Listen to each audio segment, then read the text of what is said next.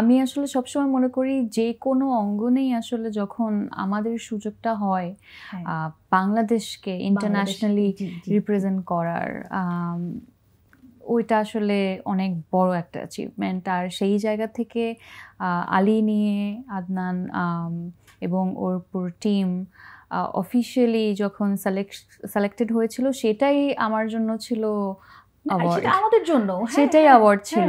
আর আসলে অ্যাওয়ার্ড পেয়ে যাওয়াটা বাড়তি পাওয়া, তো একেবারে আনএক্সপেক্টেড ছিল। কারণ এখন পর্যন্ত অফিশিয়াল সিলেকশনে বাংলাদেশের কোনো সিনেমা আসলে যায় নাই। আর সেই জায়গা থেকে লাইক আমার হাজবেন্ডের কাজ ও করেছে, এটা তো অন্যরকম। তাহলে বিয়ে করে আসলে ভাগ্যটা কার খুললো একটু বলেন তো? আপনি বলেছিলেন আপনার খুলেছে, রাজীব ভাইয়ের খুললো না আপনার খুললো? আমার মনে হয় দুজনেরই পবিত্র একটা কাজ, এবং দুজনেই, ও তো অনেক হার্ড ওয়ার্কিং অ্যান্ড আমি আমার মতো করে চেষ্টা করে যাই। তো আমার মনে হয় it's a combination of hard work and luck and everyone's prayer, definitely. আমি একটা ভিন্ন প্রশ্ন করি। আমরা মেহজাবিন চৌধুরীকে সবসময় অভিনয় তো যে চরিত্র যেরকম থাকে আপনি সেরকম থাকেন, আপনাকে প্রত্যেকটা ইন্টারভিউতে বা পাবলিক অ্যাপিয়ারেন্সে খুব কাম, খুব পয়েজড দেখি। বাস্তব জীবনে আপনি কেমন? রাগ হলে আপনি কি করেন? আমি খুব একটা ডিফারেন্ট না, মানে বাস্তব জীবনে অনেক হাঙ্গামা করি বা অনেক ফুর্তি করি এরকম না। আমি ছোটবেলা থেকে একটু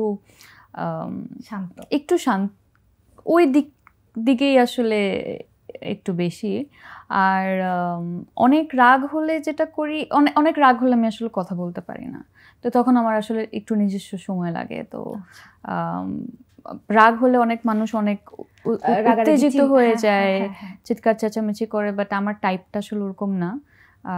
আমি একটু তখন আমি বুঝি যে এখন আমার একটু আলাদা সময় লাগবে এই পুরো যেটাই হয়েছে, যেটা নিয়েই আমি রাগ, সেটাকে একটু ডাইজেস্ট করার জন্য। সেটে কি করেন যখন কিছু একটা পছন্দ হচ্ছে না ডিরেক্টরের সাথে বা কো-আর্টিস্টের সাথে বা যে কোনো কিছু?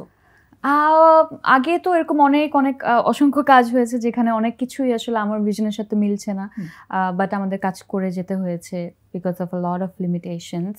বাট এখন আসলে যেই প্রজেক্টগুলোই করছি বা যেই কাজের সাথে আমি জড়িত আছি, আমি একদম শুরু থেকে জড়িত থাকি, যাতে সেটে গিয়ে নতুন কিছু বা এমন কিছু না দেখি যেটা প্ল্যানের বাইরে, যাতে আগে থেকে আসলে আমরা ওইটার একটা আমাদের ভিশনের সাথে ওটার মিল যাতে থাকে।